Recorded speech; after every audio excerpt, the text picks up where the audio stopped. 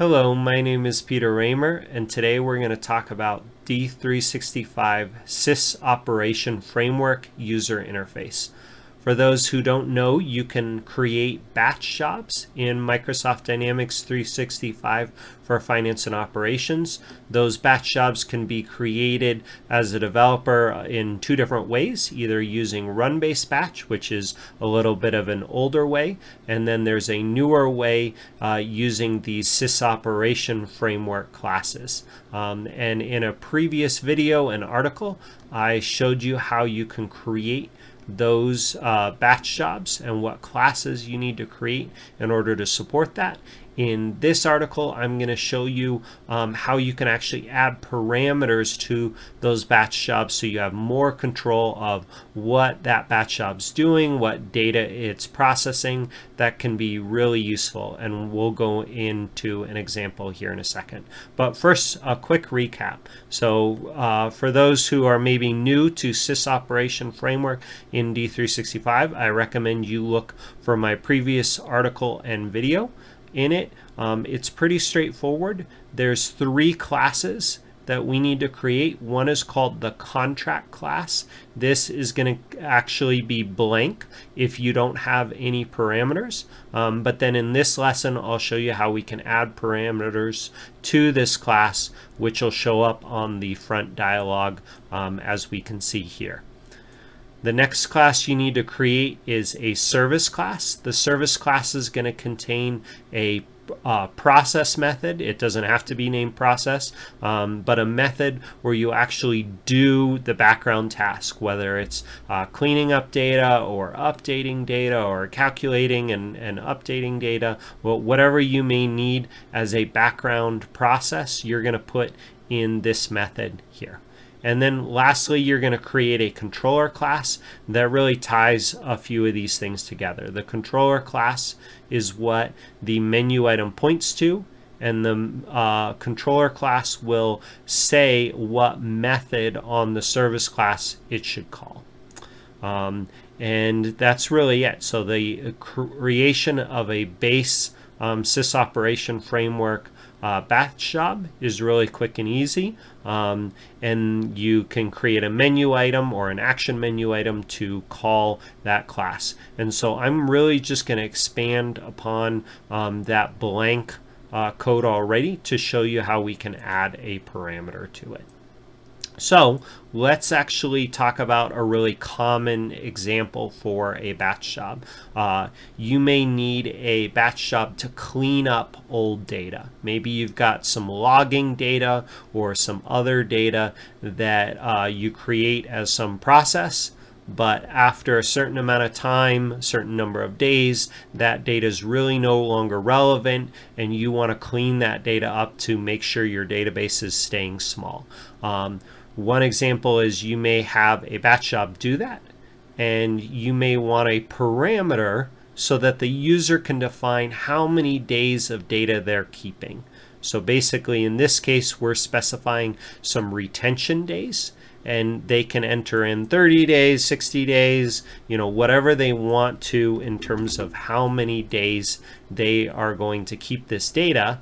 And then any data that is older than this number of days we'll go ahead and clean up. So let's start with the contract class and how we add parameters to the form. And so in the contract class, when you normally create a batch job or a SysOperation Framework batch job, this is going to be pretty empty. You don't actually need any of this code here in the middle. But if you want to add a parameter, this is where we add a few pieces. And let's go through them one by one. One is you need this attribute. Anything between these square brackets is called an attribute.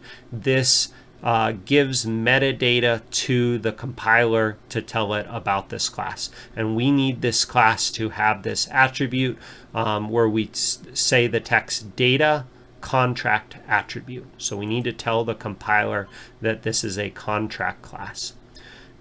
The second thing we need to do is we need to create a variable to store our parameter value so we can then pass it to our service class and do something with it. So in this case, I've got retention days. I'm just going to define a variable of type int and give it a name, retention days. Then the third thing we need to do is we need to create what's called a Parm method. It's called a Parm method because we start with the word Parm, and then you can add some suffix that matches your variable right here. And then this Parm method is really a setter and a getter. So you basically need to follow this format here where it takes a parameter and then it has a default parameter that is equal to the variable you've defined on this class. Then you take whatever's passed in, you assign it to the variable that's on the class, and then you also return that variable back out. So this works as both a setter if you call this method and pass something in, and it also works as a getter. If you don't pass something in, it will just return back out the variable stored in this class. So that's really the third thing, is we need this Parm method. And then lastly, and this one's really important, the fourth step is we need to add one more attribute to tell the system about this Parm method. And so the key piece is we need to add this attribute DataMember. Without it, this Parm method, this field, won't show up on this batch job. It will be blank here, and you won't be able to set this value or use this value. So we really need to set DataMember. Then there's a few more attributes that are really helpful that I recommend you set, but strictly aren't needed. One is called SysOperation Label. We can pass in the label or what text we want to show next to that field. So if I bring back up my browser again, I can see that this has retention days right there. And then SysOperation help text, this is going to define what help text shows up when I hover over it. I actually recently changed it, so that's why you're seeing a little different text here. You can put in a label instead of raw text here. I just put in the raw text so you could see it more clearly.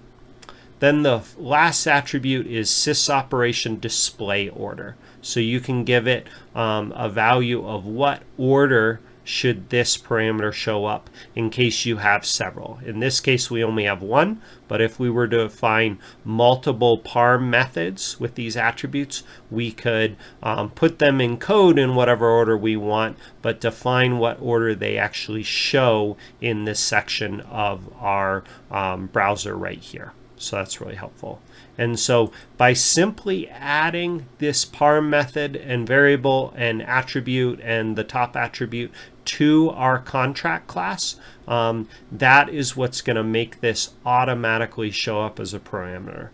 Then lastly, we want to be able to use this value to affect what our batch job does. And so for that, we need to actually go over to the service class. But before I do that, I'm going to go back to the controller class. I just want to point out the controller class specifies what method is actually called in the service class. So if I look in this new method and I scroll over, it's going to call this service class, and then it's going to call the process method. You could have something else. You could name it whatever you want, run operation or something else.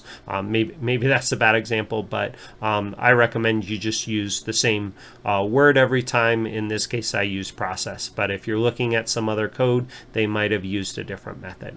Once you know what this method is, you can come over to your service class and then find that method. So I can see here's our process method.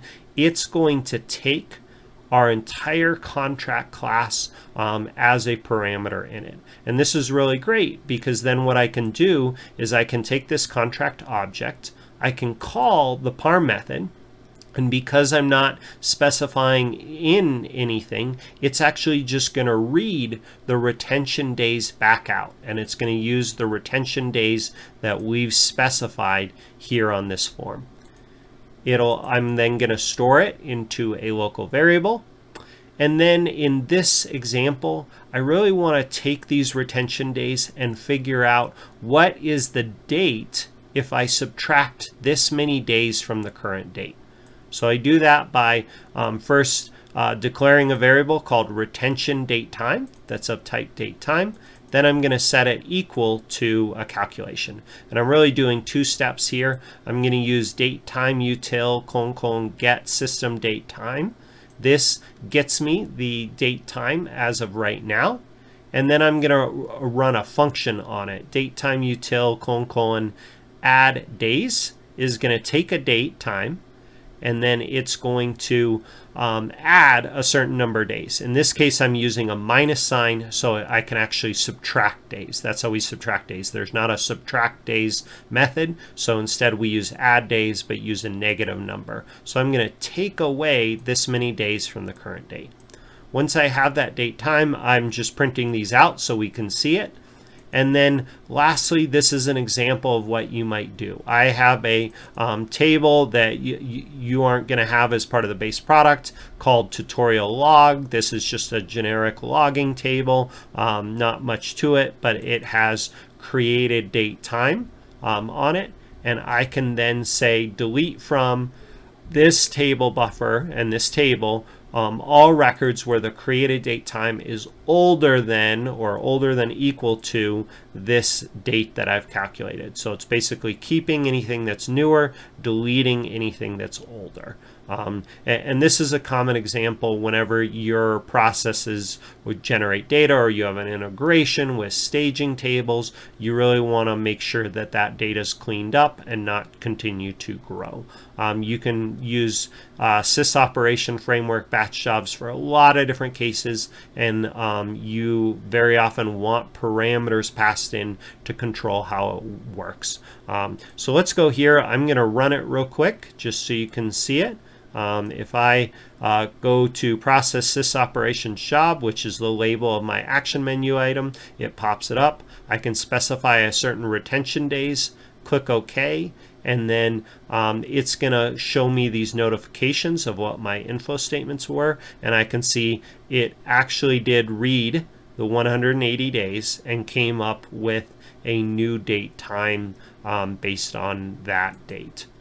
So this is really useful. It's really helpful to have parameters because you may have different pieces of data you want to process with different parameters, and this allows you to use that batch job more than once. Maybe if I were to specify a category of data to process, or maybe even a table, I could reuse this batch job multiple times. I could say for this table I want to keep data for 30 days. For a different table or category of record, I want to keep data for 180 days. And so being able to repurpose this batch job or reuse it in multiple ways is really helpful. I then can set up multiple instances of a batch job with different recurrence time and really make sure my batch jobs are doing what I need it to do on the correct data at the right time. So this is just extremely powerful to be able to give it a parameter. So that's really it. You learned how to add parameter fields to a batch job. You learned that simply by adding these Parm methods and adding the right attributes to the contract class, the system's going to use the extended data type on these Parm methods to show the right kind of field on the front end, whether it's an integer or a date field or a string control. So in the next lesson, I'm going to explain how you override a lookup for those dialogues, because maybe you're adding a customer account and you need it to work a little different way. You need to filter what customers are showing or vendors, or maybe you need some validation on a date that's entered. All of those can also be done, but it takes a little bit more work, so I'll save that for the next lesson. Thank you so much for watching. I really appreciate you watching. If you liked the video, click the like button. I also invite you to push the subscribe button as well. If there's other topics you would like to see a video on, please post in the comments and I'll see what I can do. I hope you learned something new today. Thank you.